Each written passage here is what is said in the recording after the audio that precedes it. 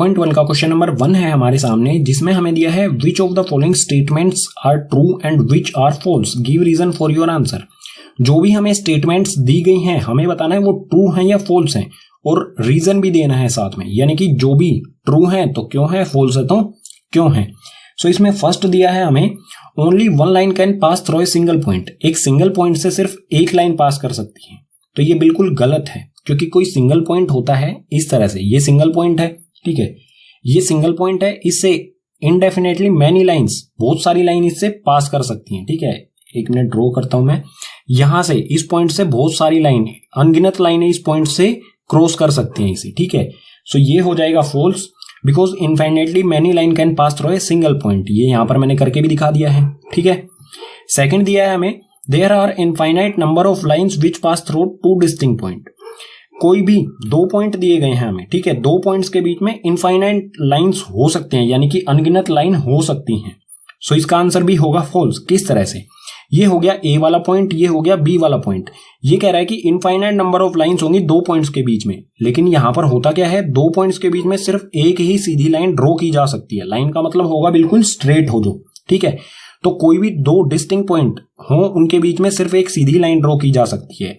तो ये भी हो जाएगा फॉल्स, क्योंकि ये कह रहा है कि अनगिनत इनफाइनाइट नंबर होती हैं, लेकिन होता क्या है, सिर्फ एक single line, because only a single line pass through two distinct points, ठीक है।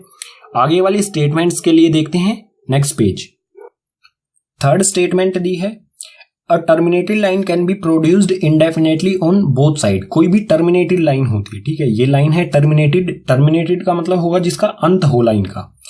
तो कोई भी टर्मिनेटेड लाइन है उसको बढ़ाया, प्रोड्यूस्ड यानी कि बढ़ाया जा सकता है दोनों साइड में, ठीक है, बोथ साइड यानी कि दोनों साइड तक।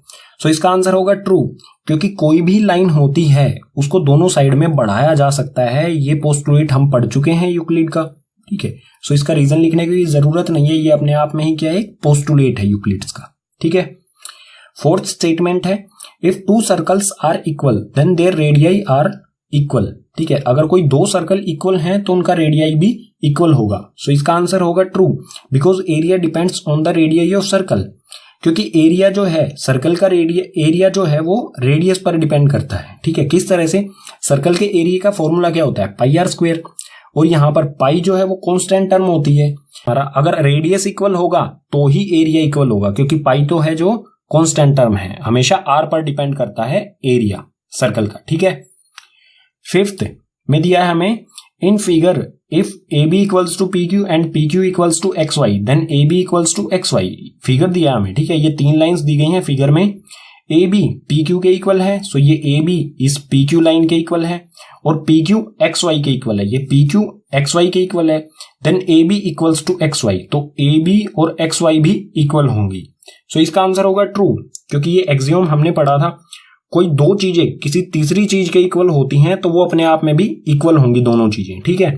जैसे यहां पर क्या है, ए बी जो है वो पी क्यू के इक्वल है और एक्स वाई भी पी क्यू के इक्वल है, दोनों में क्या है, पी क्यू इक्वल है, तो ए बी और एक्स वाई भी इक्वल ही होंगी, इसलिए ये होगा ट्रू। सो ट्रू होगा इसका answer by the axiom that if two things are equal to third then they are equal to each other. कोई दो चीजें किसी तीसरी चीज के इक्वल हैं तो वो दो चीजें जो है वो अपने आप में भी एक दूसरे के इक्वल होंगी, ठीक है।